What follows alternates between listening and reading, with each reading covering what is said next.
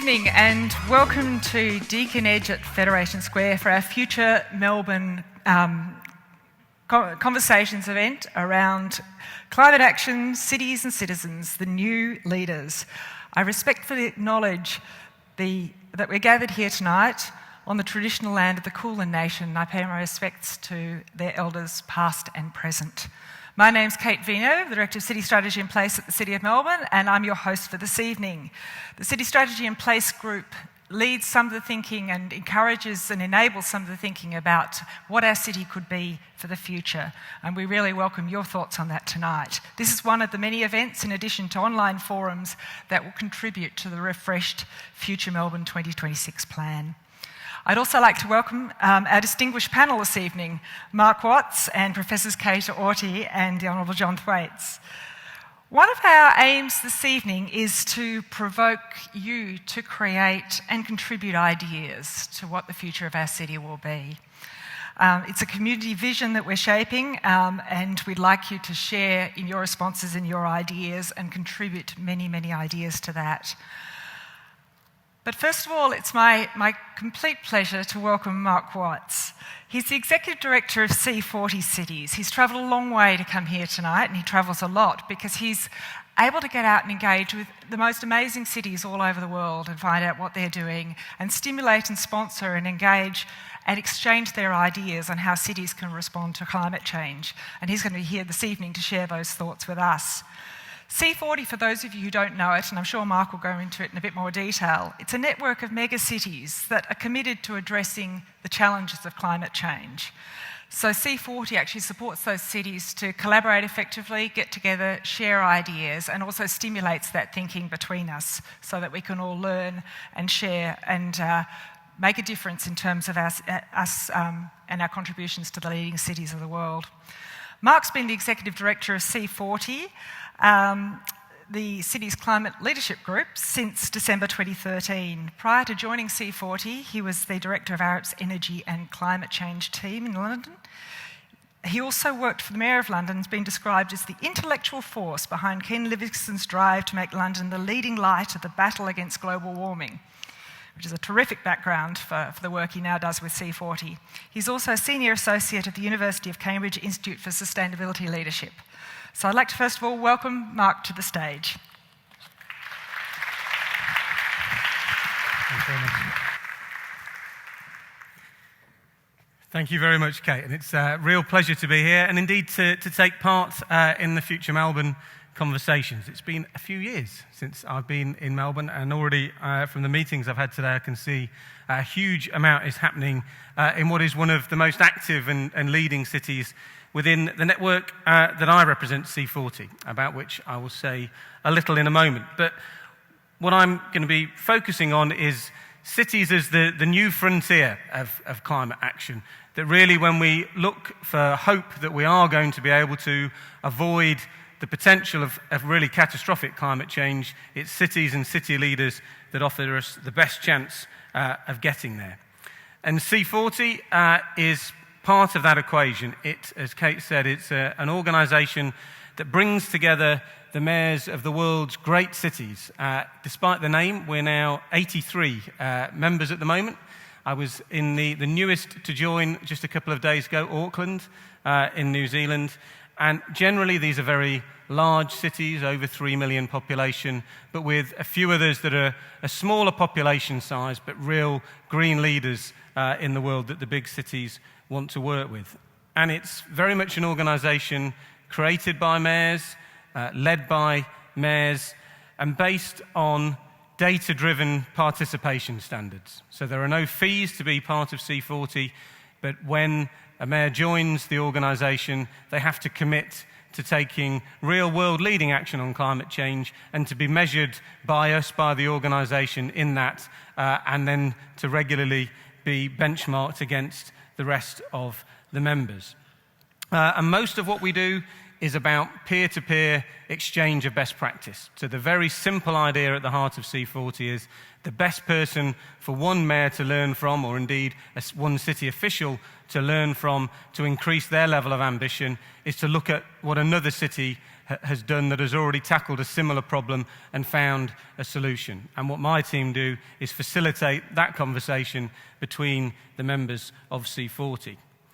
But we also do provide some direct resource to cities, and indeed we have David Craven, who's sitting at the front here, who is the C40 City Advisor in Melbourne, and has been particularly working on the Queen Victoria Market renewal programme here. And as I say, Melbourne's been a very active member of C40 right from the start. Jeff Lawler was there at the very first meeting in London 10 years ago.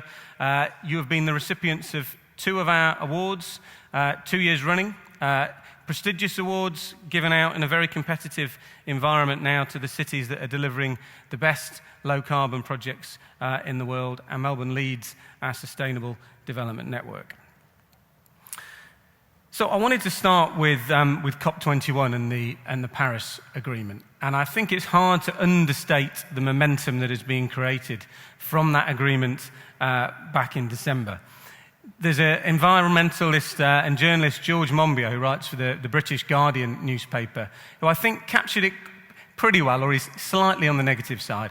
He said, compared to what it could have been, the Paris Agreement is a miracle. I'll come to the second part of what he said. But I think that's true. In a real sense of purpose has been created out of the fact that finally, after so many years, all of the nations of the earth were able to come together around an agreement.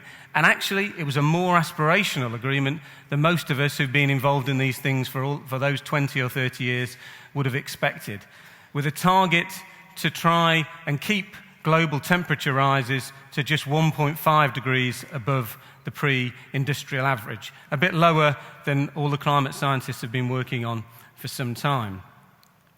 But of course, the second half of what George Monbiot says, so compared to what it could have been, it's a miracle. He said, compared to what it should have been, it's a disaster. I wouldn't use quite such strong terms, but there is a problem with the agreement in that first, it won't come into effect until 2020. And secondly, whilst the aspiration is really strong, the mechanisms for ensuring that aspiration can actually be delivered are rather lacking at the moment. And it's going to take some more negotiation to really get to that point. And indeed, by the time this agreement comes into force in 2020, global emissions need to have peaked.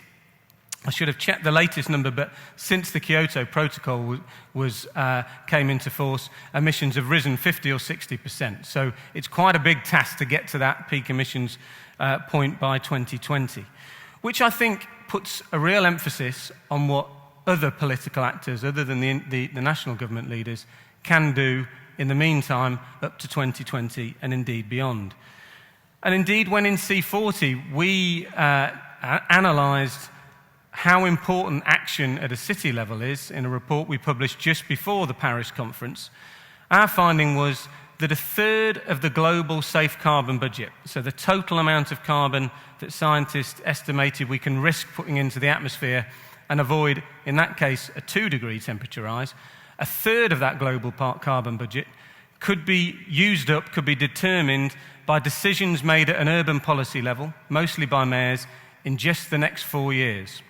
So if the wrong decisions are made, if we carry on down a path of the 20th century model of suburban sprawl, car-based transport, then and high levels of consumption of non-renewable resources, then we'll have locked in a third of that carbon budget in just the next 4 years, a carbon budget that's supposed to last out to 2050.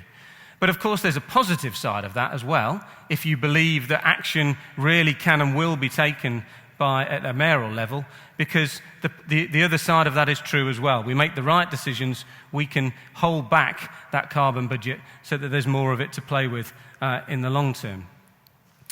And when you look at what a 1.5 degree target means compared to the 2 degree that most of us in the climate change world would have been familiar with, the big difference is in all of the sort of models that the scientists have done around a 2 degree world, pretty much the supply side measures are maxed out. the degree to which we can move to renewable energy supply. What needs to happen to keep the temperature down to a 1.5 degree level is we really need to start constraining demand. And where is most energy demand at the moment? It's in cities where the majority of the world's population live, and over 70% of energy is consumed. And in the only really major scientific paper to analyse the measures that would be needed to look at a 1.5 degree world, they focus on three areas in particular. And I'll come back to land use planning, but the first is transport. So changing the way that we move about in an urban context, from the private car to mass transit to cycling and walking. Energy consumed in buildings, which in the C40 network, 60% of all the greenhouse gases emitted in our member cities come from energy consumed in buildings. And really tying those two together, the thing that affects whether it's possible to have a low-carbon transport system and a low-carbon built infrastructure is how you design the city, land use planning, the spatial design of the city. And those three areas map rather well to the thesis that C40 and others have been putting together of what generically makes for a successful low-carbon city of the future. And that is really looking at cities that are compact, so dense rather than sprawling, so Copenhagen would be an example, that are very well connected, very high levels of mobility, but that mobility is based on public transport and cycling and walking, and highly coordinated, so data-driven, real systems thinking across the city, and indeed looking out to the world. So they're bringing the best ideas from all over the world. And I'm going to just run through those three sort of components of a successful low-carbon city with some examples from C40 members. So first, starting with the idea of a focus on compact and dense cities. And that's a challenge in many places, indeed here in Australia and in Melbourne. But particularly in North America, where the idea of the car-based urban form, where everybody lives in a detached house with a bit of land around it, really originated. But here we also see a shift in the direction of the compact and dense cities. And a great example of that is Portland on the west coast up in Oregon, which has a fairly dense inner city, but a real sprawl around the suburbs, and has experienced really quite explosive population growth over the last few years, growing from 200,000 to 600,000 people in just a couple of decades. Not dissimilar to some of the growth taking place here in Melbourne. But they now have this strategy of what they call complete neighbourhoods, so that starting with a target of 80% of the suburbs, in 80% of their suburbs, everybody should be in walking or cycling distance of their local school, of the grocery store, and indeed of parks and open spaces. And just by setting that spatial plan for the city, they're now really starting to change the way that new building is happening so that it becomes much denser and makes it possible for them to extend their public transport system out into the suburbs. And that question of how we travel in cities is so critical to delivering a low-carbon city. And I love this quote from the now newly re-elected mayor of Bogota, Enrique Peñalosa, which I think really should be the driver for urban transport policy everywhere. That an advanced city is not where the poor drive cars, but where the rich use the bus. Something very close to my heart. I guess you could say infamous former Prime Minister in Great Britain, Margaret Thatcher, once said that if you see a man, she was gender specific, if you see on a man aged over 30 on a bus, you know you're looking at a failure. And it was a view that permeated the whole of transport policy for over a decade and a half. And it really, when I started as an advisor to the Mayor of London back in 2000, it was true when you got on the bus. It was the form of transport that you used if you couldn't afford anything else. That really changed through a massive programme of investment led by the mayor I worked for, Ken Livingstone, and since Boris Johnson, that means you're now as likely to sit next to a banker on a bus in London as you are to sit next to a builder or a pensioner or someone who's unemployed. And the real drivers, though, for why we do need to move to mass transit rather than the private motor vehicle. 3.7 million people dying prematurely each year from air pollution, largely caused by urban traffic 1.25 million road deaths, most of which could be avoided, but a huge economic cost. In many C40 cities, traffic congestion is estimated to cost 5 or 6% of GDP, but in Beijing, in China, 15% of their GDP is lost through the cost of traffic congestion. And whilst the big focus in most cities is a shift from the car to mass transit, and the picture on the previous screen was of the bus rapid transit scheme, which has been so successful in Latin America and now being pushed out to the rest of the world. Of course, it is important what kind of vehicles are using that mass transit system. And I think we're really now at a point where we're going to get an electric bus in the first place and then vehicle revolution. And a real change in C40 when the Chinese cities really started to join the network. We've had a low-emission vehicle network for 9-10 years or something, and still the most advanced cities might have had 10 electric buses on the road, maybe 20 in some cases. Shenzhen joined us a year or so, came into that network and said, what is all this about? We've got 1,000 electric buses already on the road. We'll have our entire fleet of 8,000 will be fully electric within 3 or 4 years. And then we discovered in engaging other Chinese cities that indeed is the pattern across China now as they really move energetically to solve their problems of terrible air pollution with a complete shift to electrification of their bus fleets. It led then in C40 20 or so cities to club together, launch a clean bus declaration, which was essentially an attempt to shift the markets in their own region, I guess with the implicit suggestion, if you don't start providing electric buses that we can afford in Europe and America, we'll buy them from China, a supplier that's very ready to do so. And Boris Johnson told us in Paris, the Mayor of London, since he called in the manufacturers in London to tell them that message, there's been a 10% fall in the price that he is paying for electric hybrid buses. So they're a bit of the power that mayors can have when working together to affect markets. But for me, the single most important thing at the moment in urban transport policy is the return of the bike. The sense that the humble bicycle is a critical part of a transport system in a major city. And the images on the screen here are from Rio de Janeiro. The Mayor, Eduardo Paes, is the chair of the C40. He's a rather remarkable individual. The first time I met him a couple of years ago in Rio, he arrived very late, which he's allowed to do. He's the mayor. But rather more surprising was he was covered in dust, from head to toe in dust. And as he came in sort of brushing it off, he said, sorry I'm late, I've just been blowing up a motorway.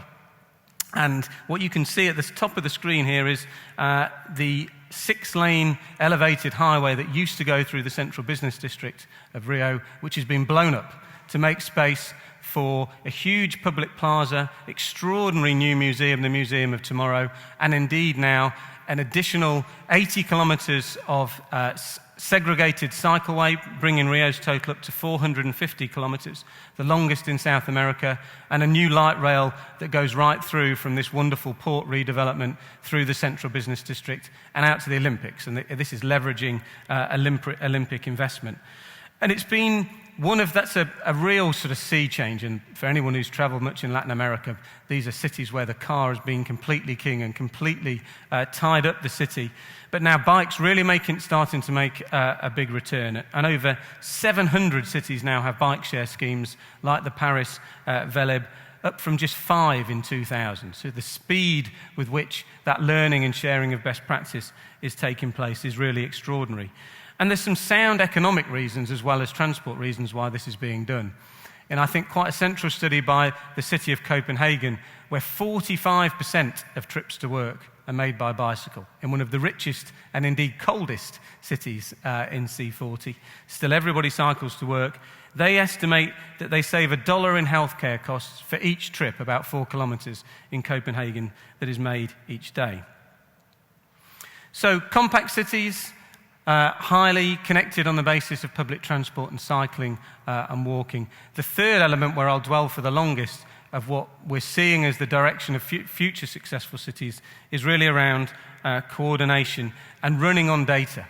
And nowhere is this more true than in New York, the legacy of both Mayor Bloomberg and now Mayor de Blasio, where 80% of their carbon emissions come from energy consumption in the huge tower skyscrapers of Manhattan and beyond, but where there's a really comprehensive program to cut, in the first instance, emissions by 30% from their building stock by 2025. And it's rooted first in mandatory benchmarking for all major buildings, which on its own has really stimulated a retrofitting program to improve building energy efficiency as building managers started to understand the cost savings that were potentially there.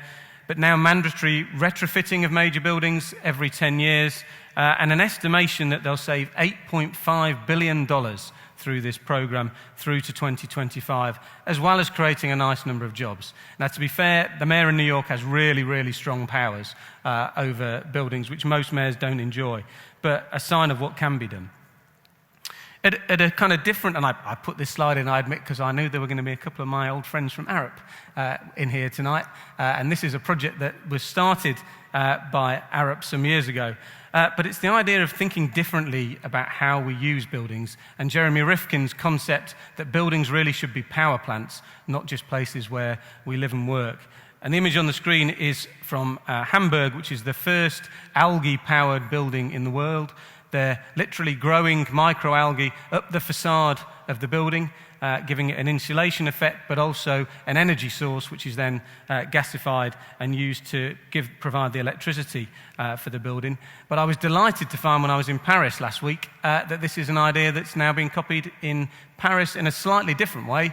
They're using the algae as compost for their new urban gardens.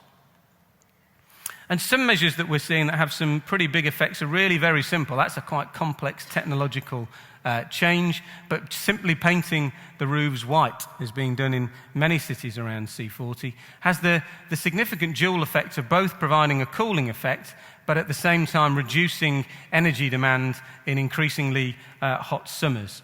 And the figures here are from New York, but you can see expectations just from that painting of the roofs in some of these New York buildings of 20% reductions in energy use.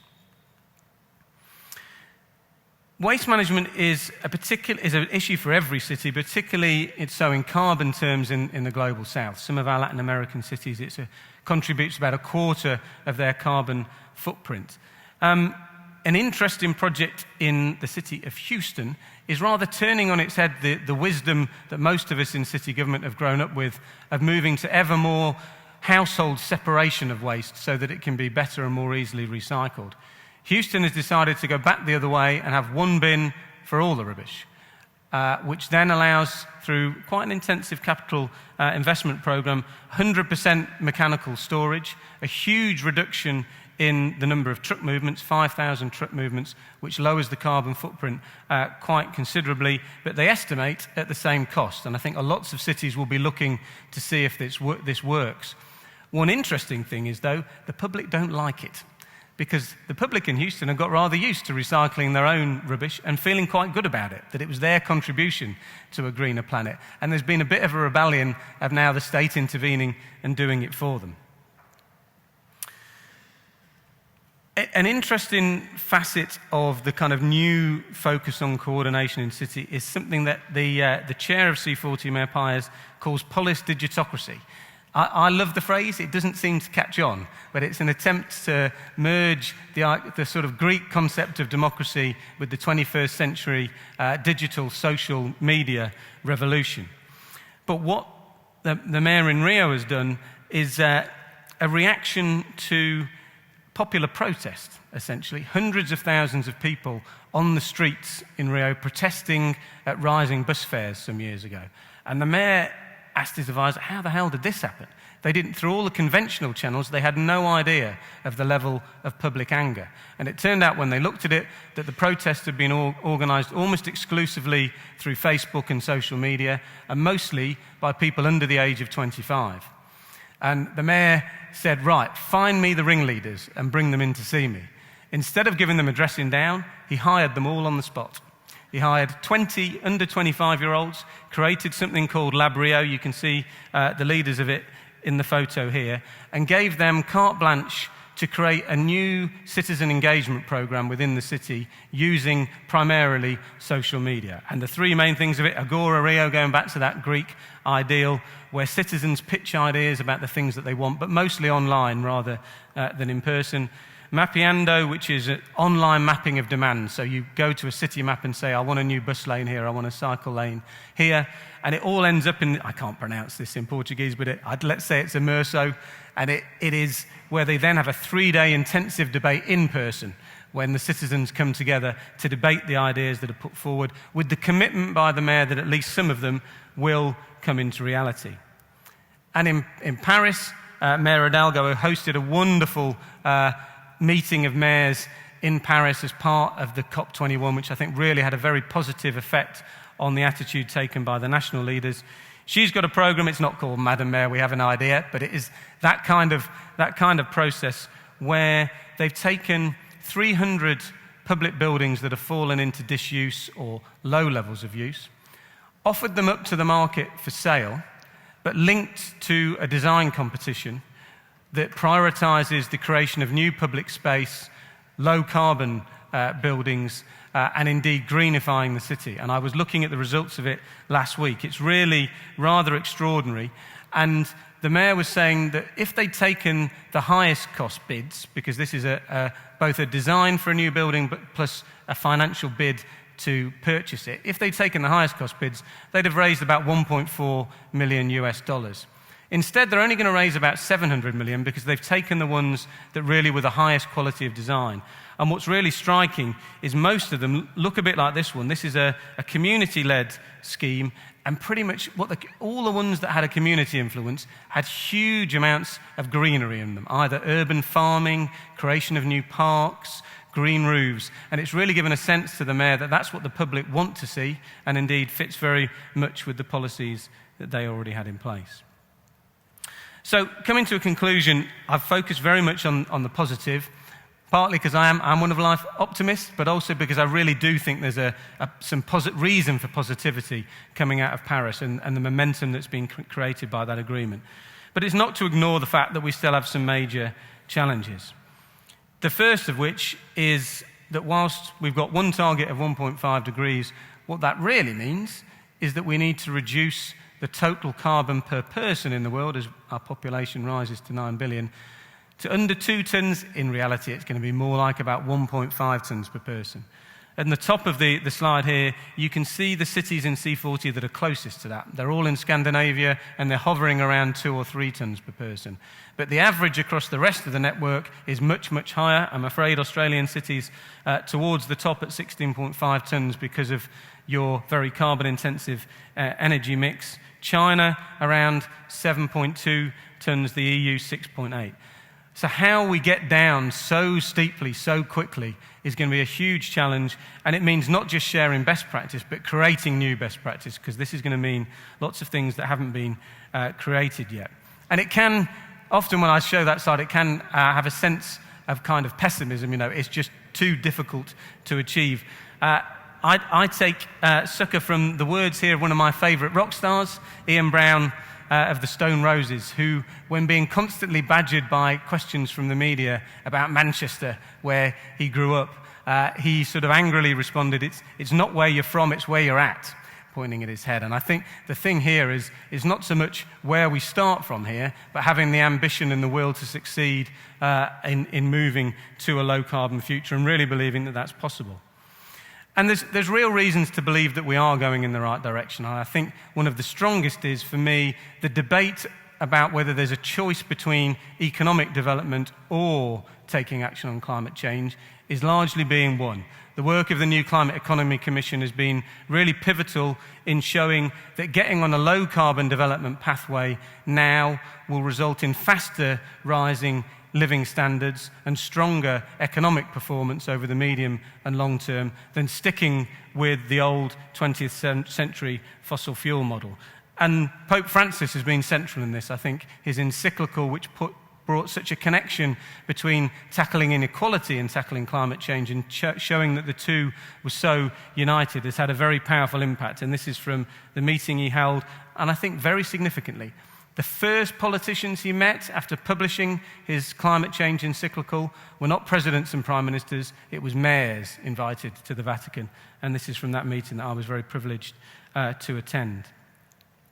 But the strongest argument of all is that it's happening, the decoupling of economic growth from carbon emission growth. This is from Portland. Again, I could have chosen one or two of the cities, Copenhagen, Stockholm, but you can see the blue line at the top, GVA per capita rising very steeply over a 20-year period, employment going up nice and steadily, but the bottom line, greenhouse gas emissions per capita going down rather steeply. It can be done, and those lessons will be learned. So to finish, reasons to be cheerful. One of the reasons I'm so optimistic that action will take place and that it will be led by mayors is the difference between how cities compete, mayors compete, and how nations compete. When nations with that 18th century model from the birth of capitalism, defending the geographic boundary, when they end up competing, they fight wars, they fire missiles, they put up trade barriers. When mayors and cities compete, they have a race to the top. They invest in the city to make the public transport system better so that business will come and invest, so the best people will want to move and live in cities, so that they're greener because that's the kind of environment in which people want to live in. And so whilst in C40 I'm really proud of the fact, the figure on this slide, that 30% of all the climate action, the 10,000 climate actions that in our surveys mayors tell us they've delivered over the last 10 years, they say 30% of that action came from direct collaboration with other cities, most in C40. It's also reason for hope that the competition exists, and the competition is also a spur to climate action. The image you can see is from a billboard campaign that we were doing in advance of Paris. And that working together is now codified in something that's sort of analogous to the Paris Agreement for nation states. There's a compact of mayors, where mayors, and Melbourne was one of the first to fully comply with this, state their global emissions inventory using a standard that we've helped create, put in place a robust target and a plan for action. And now over 450 cities around the world have signed up to this.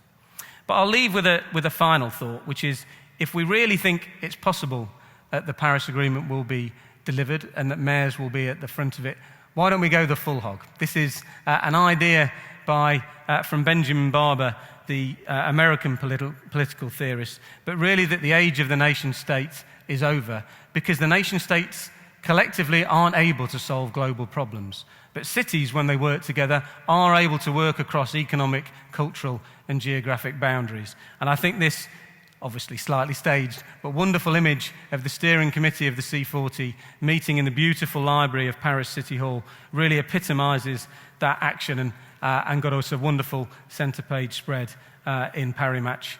And I'll leave you with that very positive thought that we can and will tackle climate change. Thank you. Thank you, Mark. Now, what a wonderful expose of all the things that are happening, or some of the things that are happening around the world. It really struck me that, we often, 10, 20 years ago, when we were working in climate change, we were thinking about energy and waste management.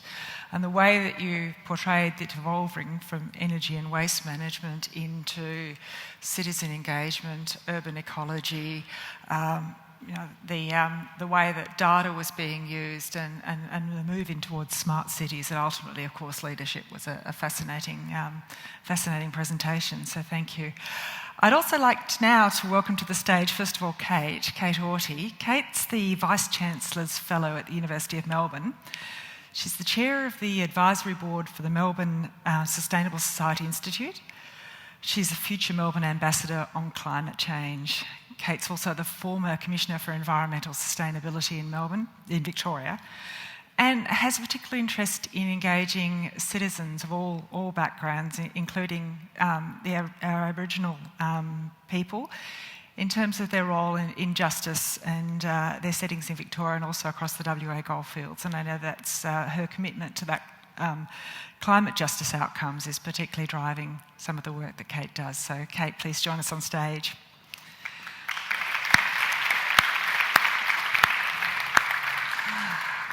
And I'd also like to welcome John Thwaites. Now, John Thwaites is currently the Professorial Fellow at Monash University, but also holds quite a number of chairmanships, which I won't detail them all because they're getting quite numerous. But he's the chair of the Monash Sustainability Institute of ClimateWorks Australia, and also most recently for Melbourne Water. So congratulations on that. He was the Deputy Premier of Victoria from 1999 to 2007, has held a variety of ministerial portfolios, some of which you may remember, but it includes health, planning, communities, environment, water and climate change. In 2012, John was named as one of the top 100 global sustainability leaders by ABC Carbon and Sustainability Showcase in Asia. So welcome all of you, and thank you for joining us tonight. Welcome, John.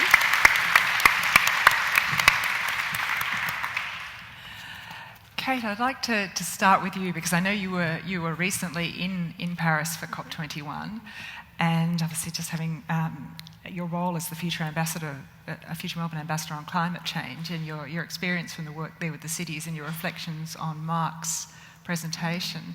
Tell me what you think the role of cities is and citizens in tackling climate change. Well, I think it's really interesting that cities are taking note of what their citizens have to say about all these matters and have really embraced that. And I think that showed in Paris. It showed in all sorts of ways where people were engaged in the discussion. I was there with the civil society discussions. I wasn't part of the formal protocols, and it struck me that there were cities from all over the world there. I was fascinated to see that the work that universities like Columbia and NASA, for instance, were doing about climate change in cities was reaching out to hundreds of cities and their citizens from Latin America through to Africa and up to Europe. So it's the southern hemisphere, it's the world of the south, and it's the world of the north.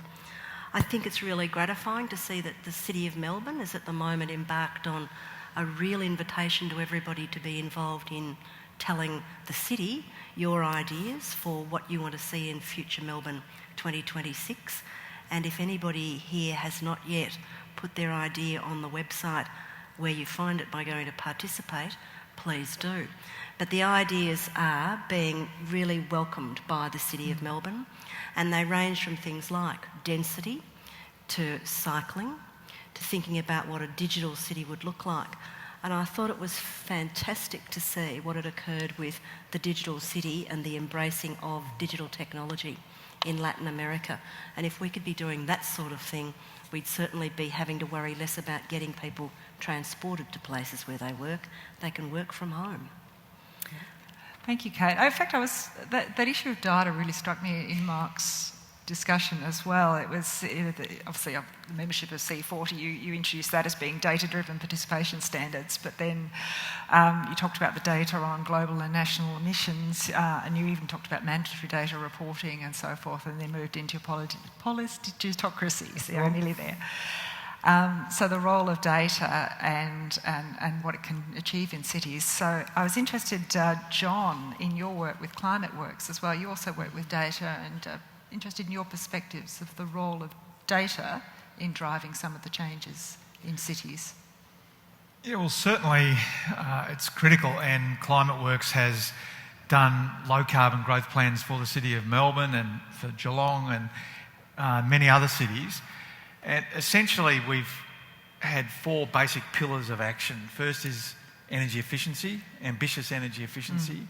So that's things like more efficient buildings, but also cars and transport. Second, it's renewable energy. So here in Australia, replacing our incredibly carbon-intensive brown coal and black coal electricity with renewable energy. But third, interestingly then, using that renewable energy, electricity, to drive a lot of things that were historically driven by fossil fuel, like cars. So you turn to electric cars, or in factories using electricity instead of burning gas and fuel. And then finally, the way we manage land, essentially planting trees. And what we've done with the Melbourne City Council and lots of other places is use those four pillars and use the data on each of them, which in most cases we've relied on the CSIRO for a lot of that data, to drive action. And I think Melbourne City Council has got an incredibly ambitious target of being carbon neutral for Melbourne by 2020, but they've done that based on what they would see as reliable data. So it is critical. Thank you. Which going across the data and the politicocracy, how do you see it moving from here? Because I suppose we've gone from sort of the energy efficiency and moving into quite some significant innovations. But to get to that 1.5, what are the next trends and the next steps in terms of aggregating from where we are today into the future? Well, what we're trying to do at C40 is map out first what are all the things that have been done successfully in one city and that could be done in XYZ other cities. So mapping powers and opportunity to success elsewhere. And when you start to look at that, our estimate is only about a third of the things that could be done have yet been delivered in C40 cities. So the bigger part of the opportunity remains, and we would focus our resources on now bringing together cities around those particular issues. But it definitely is going to leave still quite a big gap at the end. You know, getting from 16.5 tonnes per person to 1.5 tonnes is impossible without changing the source of electricity and heat in the first instance. And so I would expect to see that mayors will have to start over the next few years, if national governments are not going to move quickly enough in that direction, really working out how to maximise renewable energy supply in the city, or indeed, as I know is being done rather creatively here, working out some portion of city demand and aggregating it and purchasing it, even if it's actually being based outside of the boundary of the city. Just on your point in terms of exchanging knowledge between the cities, I noticed that and cities always like to vie for awards, but one of the awards that you were suggesting ought to occur between the C40 cities was actually the award for doing what somebody else has done, but and taking somebody else's idea and actually putting in place. There's so many brilliant ideas, but why keep reinventing? Boris Johnson said we should call it the Biggest Thief Award. Who's best at stealing? There's somebody. Oh, that looks high. Well, that is very high. Hello, my name is Nancy Perez. I came here to do a master on construction management and on technology on civil engineering. And the first one is that about the bin bags, that you say that everything will go in a single bin. It's kind of weird because let's say that somehow it makes not easy to recycle the items that I'm recycling.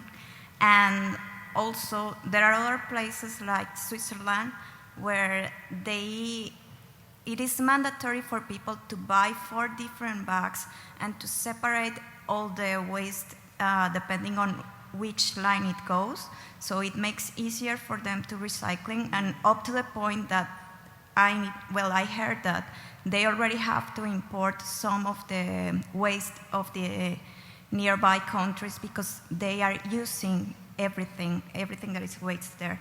The second one is about the roof, that you were talking about something good to use the white roof, but what about comparing them against using the roof to harvest solar energy or to make green roof?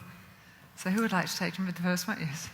I'm happy to respond to the single bin question, yes, because I can agree completely that the public has embraced recycling. And the public in Australia, different from Switzerland, will probably resist, or would resist, and probably resent us going back to mechanising our waste disposal. And it's probably worth making the point that it's good to have the public involved in doing that stuff for themselves. It would be great to stop all the transport movements, but involving people in what their waste, what their consumption is extraordinarily positive, and people are enjoying it, for want of a better word. I'm happy to jump in. Being a former local councillor also, we had hours and hours of debates on recycling and recycling bins. I agree absolutely with Kate. I think things that involve the community are fundamental, and if you take away their relationship with the action, whether it's with their waste or with saving water or saving energy, then you're undoing all the work that's been done. And I might say also, I'd be pretty cynical about some of the claims that are made by large factory-based services. When I was minister, I had the same thing. People said you could put all of this, it'll all go through this huge factory, and it was going to cost way more than they said at the start. So, you know, I'd think I'd be agreeing with both of you that let's stick with what's working. Our recycling rates here are very high. Our problem's not recycling. The problem is that we're continuing to generate more waste. And it's about reducing the amount of waste and packaging in the first place rather than changing the way we recycle. Well, I mean, I do think that that latter point is the most important. It's about reducing the amount of waste that's created. I don't know if the Houston thing is going to turn out to be a success, but what I think, it's quite interesting in that we've got to it's a positive sign that we've got to a point where people are unhappy about being asked not to have to recycle. You think when we first started asking people to recycle, they resented that they were being forced to do this. Why can't someone else take the burden? So that's actually quite a positive thing. But the one thing I would say for the Houston thing is, it is an example of following what the data tells them. They've analysed this very carefully, and they've worked out they will have a lower carbon footprint, primarily because of the lower truck movements, but also because it'll be more efficient overall if they go down a fully mechanised route, and they're following through on what the data tells them. And so I think at the very least it's a very interesting experiment that we should watch. And of course if it works, then others will follow it. Please stay there. I'll come back to you for your other questions, but I know we have a couple of other people lining up, so yes. Hi, it's Richard Tomlinson. Metropolitan Melbourne has 31 mayors. And the question is, are there issues which are best addressed in the form of a metropolitan government and metropolitan governance rather than by individual mayors? So when you look across the C40, there are so many different models of city governments, from the really very strong, powerful mayors in New York through to, I guess here is at the lower end of power because it's so fragmented. I've just come from Auckland. It was very interesting there seeing the new energy and ambition that's going into the redevelopment of the city as a result of becoming a super city and having the metropolitan area all under one council. But I also know that really leadership is key. If you've got a good, strong leader with a vision and is able to build political support around them, they will make things happen, whatever the powers. And I know, my sort of formative experience in London, when Ken Livingstone created a climate change plan, he had no power to do so. There was nothing that said the mayor should get involved in energy or climate change. He just thought it was the right thing to do for the city, so he got on and did it until someone tried to tell him not to. And by then he'd built up such a support behind it that it was impossible to take away. So I think the key is leadership. And actually I might just add on that one, because leadership doesn't necessarily come from the mayors. We've got a chief resilience officer in Melbourne who's currently working at knitting together all of those councils who have all signed up to do a combined piece of work on resilience, so a resilience strategy for the whole of Melbourne. So it can be done. It can be challenging. It takes a lot of leadership and will, but there are ways, even within this governance structure, to do it. The question does centre on metro scale interventions as opposed to leadership. I mean, leadership is grand, but the question concerns scale of intervention. Well, the reality is that in the Australian context, most of those decisions are made either at a state or a national level. And different countries have completely different histories and political systems.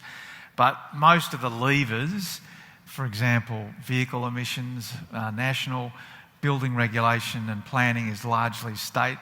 So we have a federal system here, and I think the key is to try to coordinate the players as much as possible, have every level of government playing a major role and understanding that everyone has a part to play. I mean, I personally don't really subscribe to this idea that mayors are going to save the world on this stuff.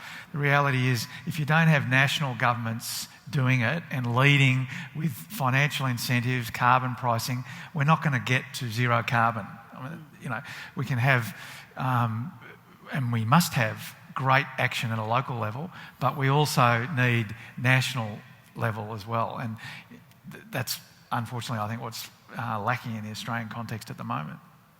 I think there's another observation I'd like to make to that question of scale, which is, if you're suggesting that we should establish Brisbanes all over the all over the country. So we've got one mayor for the largest city area. We could spend a lot of time doing that, and I don't think we've got a lot of time to spend. This is urgent. What we need to do is urgent. And I think that there's ways in which we can deal with that question of scale, and it's through collaboration, and it's through engaging the public in all sorts of ways in the conversation, where that sense of urgency is constantly in the frame of reference of the people who govern us. For instance, and this is completely off your point, the 22nd of April is the day on which we need to have countries ratifying the Paris Agreement. At this stage, the only country that's done that is little Fiji, and they did it before the large cyclone that just ripped through their country. We should be saying to ourselves that we all have responsibility for what needs to be done. It's urgent that we do it, and we speak to every member of every tier of government to make sure they understand that really vigilant people like you are on their case. And the 22nd of April is the first of a number of significant days. Start tweeting.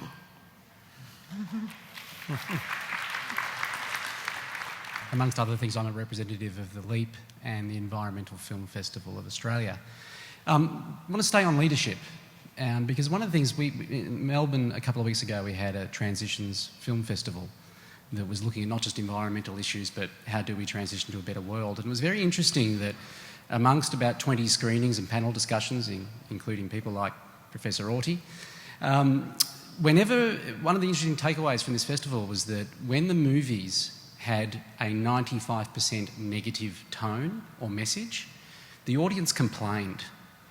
And it got me feeling more worked up about the fact that I feel that the community is at a point now of, you know what, we're sick of talking about how bad it is, because most of us have heard how bad it is and actually got to a point where there's maybe a bit of fatigue around it. And coming back to where we are with leadership at the moment, that I think there's a great sense in the community of a lack of leadership, that really political organisations or governments aren't giving us the leadership that we want. And cities have an interesting opportunity to do so, because if maybe maybe you address this to some degree, Mark, but we look at cities like San Francisco and certain cities in North America that have made decisions around things like banning plastic bags, banning plastic bottled water. God forbid the world would end. How would we survive through the day if we didn't have plastic bottled water? What's the issue here in Victoria? You know, because we've seen when there's leadership, like let's all save water, the performance of the Victorian community in saving water in response to a government-initiated led campaign produced extraordinary results. I can't remember which politician it was who said at the time, imagine if we do this for electricity, which would actually have a hip pocket impact on the 4.5 million citizens, how successful that would be. Now that was 7 or 8 years ago, and I haven't heard it from a Victorian state government, a campaign that was like the water one for electricity. So I feel this strong sense that the community wants better leadership from local government and from state government, and all these people here have been involved in it in different areas. Why isn't it happening? And what are we going to do about it other than tweeting and trying to shout louder, Professor Auty? I think suspecting that we have the former water minister from about 7 or 8 years ago sitting here with us today, I think I might throw that one to you, John. Well, I was the minister that started that project, and we did end up saving 44% per head in water, which was extraordinary. And we started that water saving campaign before the worst of the drought, so we're a lot better placed than we would have been if we'd waited until the end of the drought.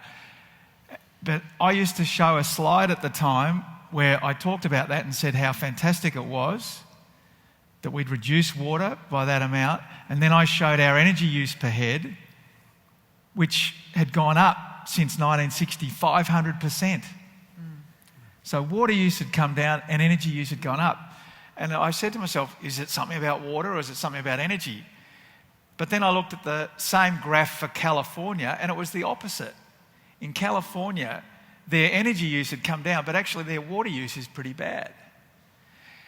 Now, I don't actually have the answer to why that is, but I think a lot of it is about leadership and investing time and effort. When I was minister, I tried to run a campaign on energy in the same way as we did in water, and we had that Black Balloons campaign, which is a really successful advertising campaign, but it didn't change behaviour in the way that water did. And I think the thing about water was that people personally related to it in their homes. They saw it getting dry. We gave them lots of information about what they could do, and it changed people's values. And interestingly, business changed also. And businesses were implementing water-saving programs, even though they were losing money, when they could have implemented energy-saving programs and made money. And a lot of it, I think, is about this understanding of human behaviour and understanding the relationship between what people do and the things they see around them. So I think on energy, that's why, going back to the question about recycling, that's why I actually think the recycling is so important. You've got to do things that people relate to and respond to and feel that they have an ownership in. There's certainly something tangible, isn't there, about the recycling, physically doing it, and water has the advantage of sort of being physically there, whereas electricity you see by what it actually does rather than seeing it as a product. But they did it in California, and they did it through regulation and leadership from the 1970s, and that's what we've got to do with energy. Can I just respond? Yeah. Sorry. I was going to respond to the way I think you've interpreted what I said as some sort of binary response to this. I think everything we do, whether it's knocking on doors, tweeting, talking to your grandchildren, talking to your grandparents, everything is important, and it's not a binary response to it. It's about people becoming the citizens that we're talking about here tonight. It's about all of us saying that being a citizen is a powerful thing. And that was what Paris taught me. I couldn't believe being in Paris after the attacks and the level of mature response to that. Nobody was spitting on people wearing burqas in public transport that I saw. Nobody was hysterically stomping along, behaving like a Nazi that I saw. I saw a poised, mature response to that and a real depth of purpose about doing something. And I think we all need to find our best citizen, and it can be a tweeter. It can be. The thing, I think, though, that we've ended up in a scenario, perhaps, where recent research has found in Australia that about 80 to 85% of Australians believe that climate change is caused by humans. And, however, 50% of Australians think that the other 50% of Australians don't believe in climate change, when in actual fact the figure of climate deniers in Australia is 8%. And what it got me thinking is that we're not actually talking about climate change enough in our everyday lives. And my question for the panel is, has climate change become to dinner party conversation and your friendships what politics and religion have always been at dinner parties? Don't talk about it. Is that what's wrong here? That we're actually not talking about climate change enough in our everyday lives? That 50% of people think the other 50% don't believe in it, when it's actually only 8% of people who don't believe in it? Kate, maybe as the former commissioner, and you're thinking on that one. My lesson from the Commission is that you talk about climate change in certain political spectrums and it's not a good idea. But the point about climate change is that those conversations are had all over the place in ways that might not necessarily be climate change qua climate change. At the moment, Victoria in the regions is gripped by really significant water issues. And people aren't standing at the sale yard saying, this is climate change. They're standing at the sale yard saying, I've been carting water for the last 3 months. They know it's climate change. They don't need to say that to themselves. But that message needs to be translated to people like the federal government so that they understand they do what you're talking about, John, which is regulating to get the outcomes that we know we need to have. And that comes back again to us, I think. Look, I just think your comment is so accurate. It's become like religion. And there's some fascinating research in America on this, because it's exactly the same. where people view climate change not as an issue of science or fact, it's an issue of what they believe their sort of people think. And so if you look at it, essentially Republicans don't believe in it, Democrats do. And there's a fantastic researcher, this guy Dan Kahn from Yale, who's shown that if you give more information to the non-believers, the Republicans, they actually believe it less. And the only time you could actually start to convince them that we should be doing something is when you tell them that, the solution is nuclear, because they say, nuclear, the Greens won't like that, therefore it must be good. And in America, he points out there are 3 issues like this, religion you've said, but abortion and guns are like that also. In Australia, interestingly, guns and abortion aren't in the same category. We can have a bipartisan position on guns. In America, you can't. It's not fact-based. So what's happened in Australia, it's become so political that people, when they think of it, they don't think, what can we do about climate change? They think, am I a Liberal Conservative voter? Am I Labor? What should I be saying? And until we get over that, it's going to be hard to get really strong national action. Mark, outside of the political spectrum, there's just such a swell of things that you're seeing happening around the world. Has the debate in some ways moved on, that debate doesn't need to occur because actual citizen action is occurring? I think so to a certain extent. I think when history comes to judge the people of this generation, it will just seem extraordinary that we were not all sitting around talking about climate change most of the time, given what an existential risk it is. And yet, as you say, a huge amount of action is taking place, but in different forms. And actually, to come back to John's earlier point, part of the reason that I have such faith in mayors and the city level taking leadership here, not to solve the problem, absolutely. The numbers just don't stack up. National governments have got to take action on climate change if we're to solve it. But there's such a synergy between things that mayors need to do to reduce carbon emissions and that citizens want to happen anyway for entirely different reasons. So better public transport, lower energy bills in homes, more green space, that it's much easier for that political actor, for mayors, to take leadership on the issue than it is for national politicians who've got a swathe of other interests that they've got to deal with, particularly the rural lobby, the fossil fuel industry, the mineral industry, etc. So I have some faith because there is a synergy of issues that mean... The Mayor of Houston, for example, delivered an amazing talk at a C40 event a year or so ago, a brilliant climate plan that she has for a city, and at the end of it she said, phew, that's the first time I've mentioned climate change in over a year. And yet she had a brilliant plan for the city, but she never uses the word. People over here have been waiting patiently, and I will come back. Hi, my name's Becky Sharp. I work in public housing in Melbourne. I just wondered, this is quite a different angle, has the way that you have grouped as the C40 network, has that trickled down at all? Are there any sort of other groupings at lower level? I'm thinking, low-income housing, but there would be numerous other examples. Are they starting to group under and use a similar sort of leadership model, or have you got subcommittees on these areas, or how is it trickling down, if at all? Well, I think, interestingly, so C40 is both, it's a network of mayors, but now it's a network of 500 or 600 really well-connected city officials who are working across a whole series of networks within the C40. But in the last few weeks, I think Paris has made a big difference here. I've spoken to four different, actually all European governments who want to create C40 for their country. So they want to have a collection of cities that would then in some way be associated with it that's working, because they've seen the power of that networking. And there are many other existing city networks. Italy, for example, which is much bigger in membership than C40, represents lots of smaller cities that have been doing fantastic work. I think that model generally of networking at a city scale is there and is expanding all the time. I'll come back to our first speaker, but I noticed there's several others lining up, so...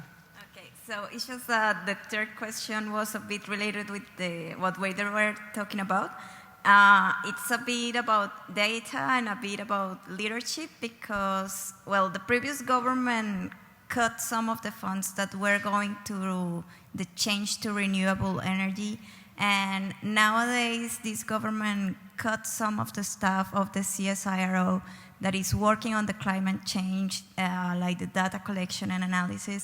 So, and also about the leadership, it's like we are here in a meeting to try to go against the climate change, to do something to work for that.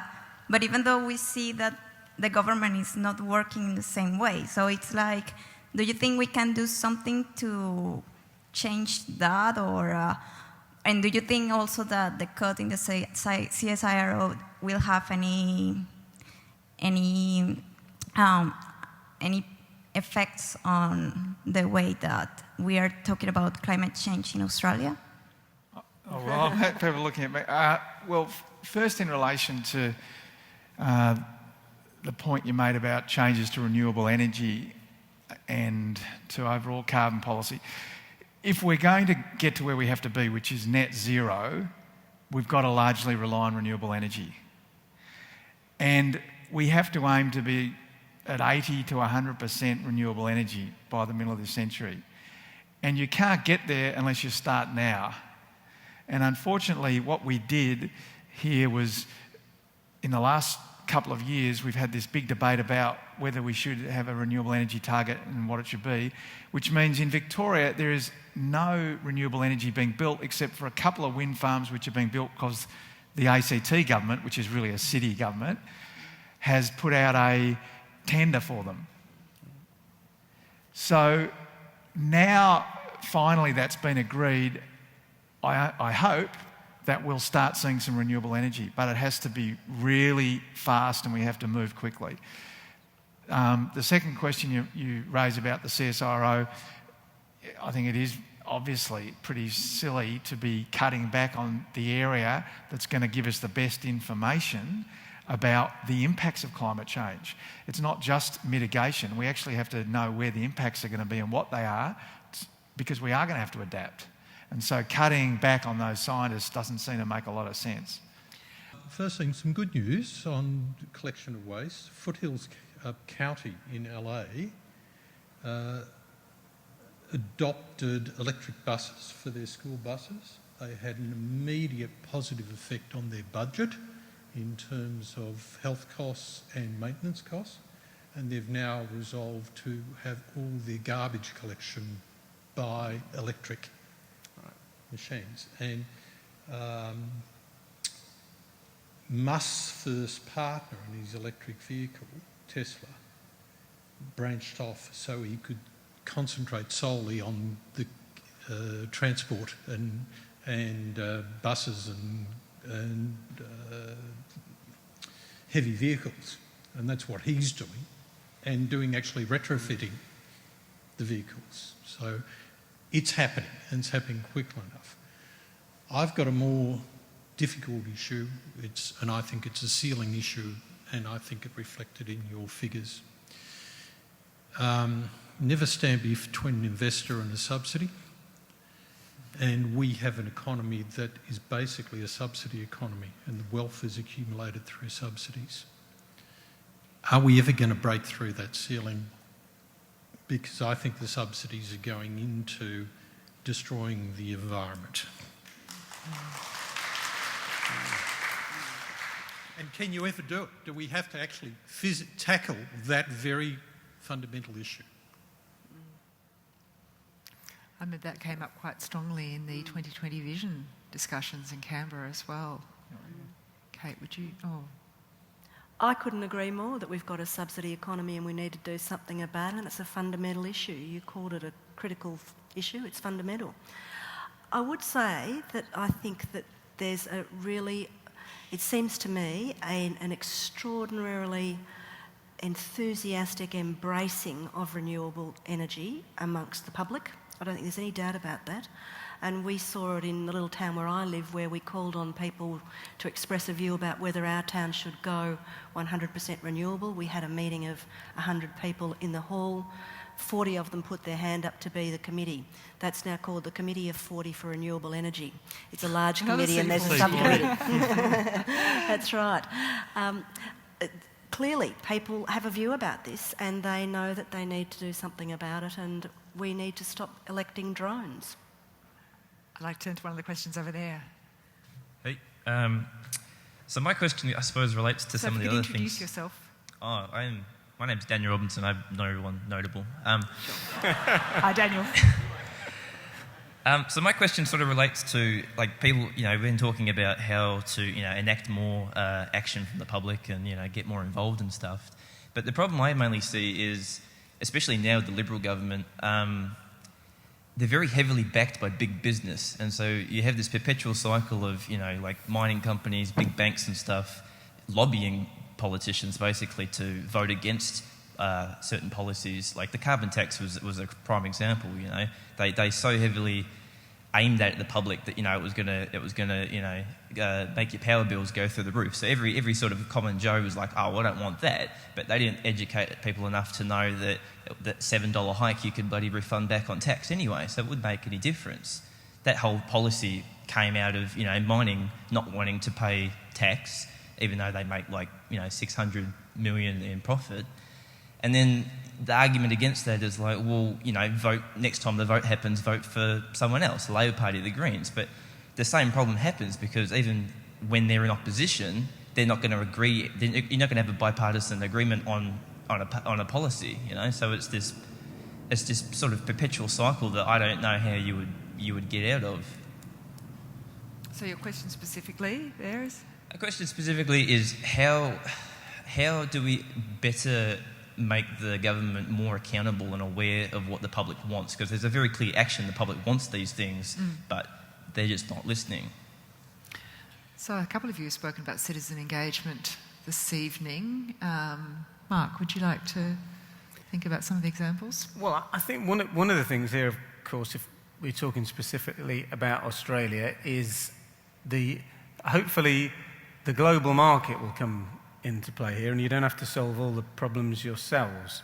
And I think it's significant now, the number of very serious commentators that are regularly talking about stranded assets, saying a sensible investor would no longer put their money in the formerly safe fossil fuel markets, coal and oil and gas. The Governor of the Bank of England, no less, saying that very clearly, Mark Carney, fairly recently. And I suspect, therefore, that in the end, that's the pressure that will start to shift things more than anything else.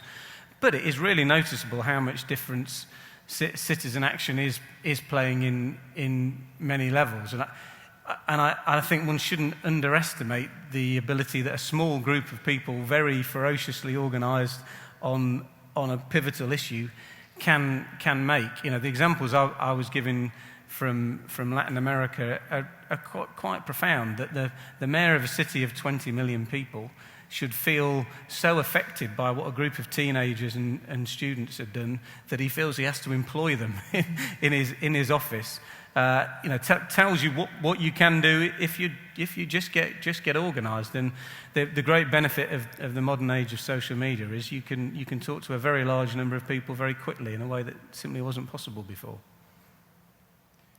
Kate, I know you've spent a lot of time thinking about citizen engagement as well. Yeah, I was going to say that I heard a different question from you. I heard a question that was just, how is democracy? Is it well or is it broken?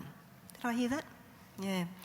I don't think it's broken, and I think from my perspective, I'm 60, I think it looks a lot better than it's looked to me for many years, because I see people who I couldn't have dreamed of being agitators, calling themselves agitators and being proud of it.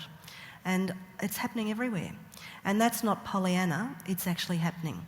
Now, if you're dissatisfied with how your political representatives are dealing with the issues that you think are important, we've got means to deal with them. We used to say it was the election cycle. We now know that there are other ways to do it. If I want my local government in northeast Victoria to know that I'm unhappy with what they do, I don't just tweet to them or send a letter to the local paper. I make sure it goes to the VLGA and the MAV as well. And if I want Sophie Mirabella or Sharman Stone to know that I'm unhappy, I do the same. I try and find the things that they know polarise themselves in their own political domains and let them know that we're vigilant. And I think it's looking better than it's looked in a very long time. And I guess, having been a politician all my life, I'd tear my hair out in answer to your question, because it does seem so ridiculous. But it's not as though the vast majority of the public were saying we want action and the terrible politicians all went away and didn't take it. I mean, the reality is, in the last federal election, stopping the carbon tax, axing the tax, was a key issue, and the Liberals won. And many of them would say that shows the public didn't support it. Now, what I say is that I think all political issues are hard fought. You know, we got Medicare here, which everyone accepts as absolutely would always be there. That was a very hard fought issue for many years. I think what you have to do, if you believe in something, in this case action on climate change, you just have to keep mounting the argument and do it better than the opponents. And the other thing I think we have in Australia, which you don't have in the UK, is we do have a massive reliance on fossil fuels, not only for our energy but for our economy. We are the biggest exporter of coal in the world. $50 billion in exports. It's a huge part of our economy. I think you've hit the nail on the head. Going forward, it won't be, because the world is losing its appetite. China's reducing its imports. India's saying it probably won't. So Australia needs to reposition, or we could find we do have a stranded economy. But it's a challenge when it's such a huge part of the economy. Hi, Mark Wiebold. I'll try to be quick. My question is hopefully will lead to an optimistic answer. Although Melbourne is doing a lot of good things, I noticed in Mark's presentation that two important things were being compact and connected. And Melbourne is obviously sprawling, and I had to come across the Westgate Bridge this morning and struggled with the connectivity or connection. So anyway, there's a lot of good energy around the city, and if we take a leap of faith and we project ourselves in 20, 30 years, what do you think Melbourne could look like, and how do we get there? I think that's the question of the future Melbourne refresh, actually. Yes, that's exactly the question we're asking. But Kate, having been... Oh, John, would you like to take that? Well, obviously, I'll be optimistic. You said be optimistic. If you look at 30 years ago, the concept that you'd have tens of thousands of people living in the inner city would have been unbelievable. No one would have believed it. And actually, it was the state government and the city of Melbourne together turned that around.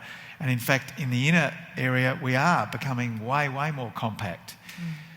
Compared to 30 years ago, in those days it was 70% of the development on the fringe, 30% in the middle. Now it's the other way around. It's 30% on the fringe, 70% in the existing. We still have to go a lot further than that, but I think there are some optimistic signs that people are beginning now to see the benefit of living near a lot of other people rather than living where you have to travel, as you did today, 2 hours to get to work. I do want to inject one point here which we haven't mentioned tonight though, and that is inequality and social inclusion. The people who are living very often further out and travelling are the people who are poorer. And in this city you have to be rich pretty much, or pretty affluent, to live in inner areas.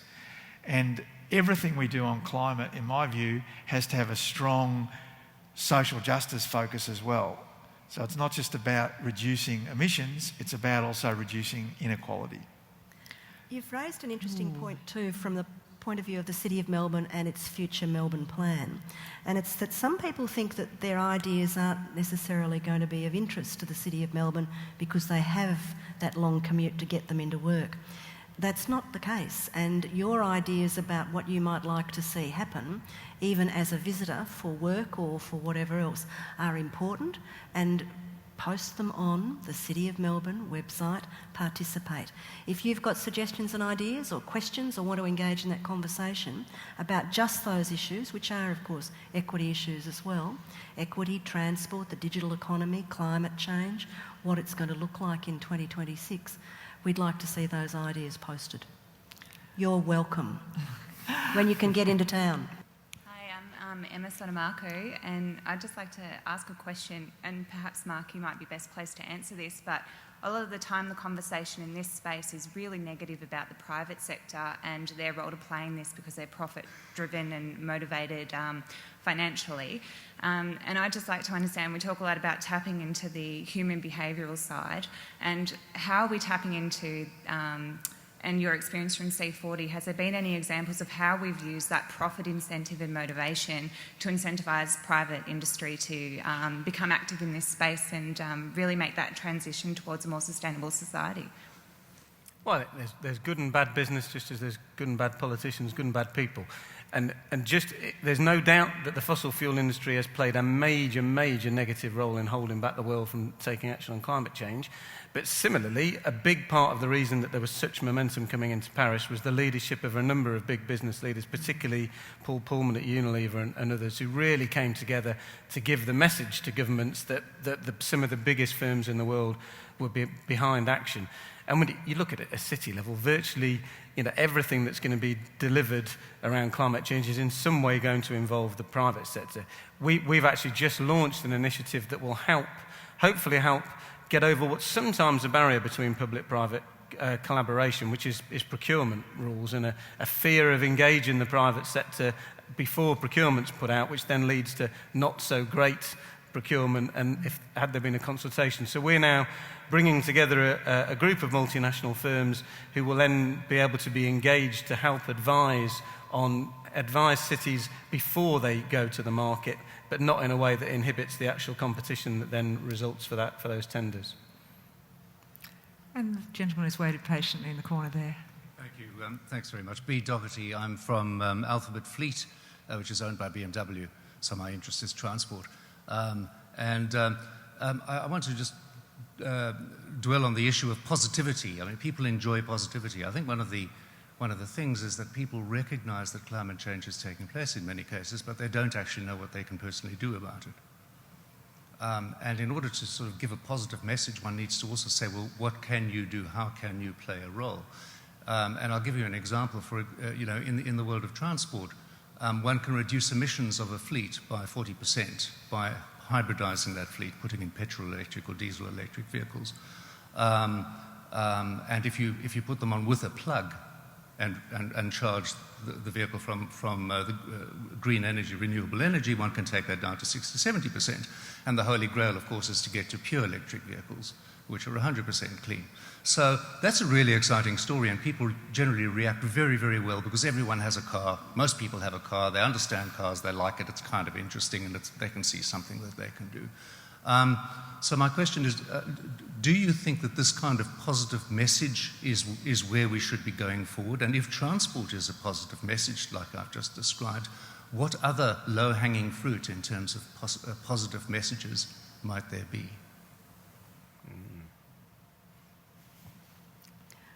Well, I think your presentation was full of them. This is definitely one of the areas that we haven't got right yet, I think, collectively, because the sort of initial messaging to the public in most countries was one of doom and gloom, which absolutely failed. It kind of turned people off. And I think still, in the Western countries, people feel the kind of demands of the climate movement is really about them not being able to do things that they like doing. And I think you're exactly right. Where we need to get to is the turning it onto the positive, that people feel good about themselves, as they do with recycling in many places now, but feel that they're getting a reward for doing the right thing. But I think it's really hard to put your finger on any individual thing in each place, because it's such when you're talking about what the public can do, it's a million things that add up to something big. But certainly one of the things that government should be doing is making sure that the right incentives exist. If you want people to travel on public transport, then it needs to be cheap and it needs to be quicker than the private alternative. And until that's the case, it's going to be very hard to persuade other than the most committed people to do it. That's a wonderfully positive question to end this evening on, but we are out of time. I'd like to thank everybody who's been involved tonight, particularly C40 and Mark for coming along and joining us, as well as our other two panellists, Kate and John. So please do that. Please join me in thanking our three guests this evening for their stimulating conversation.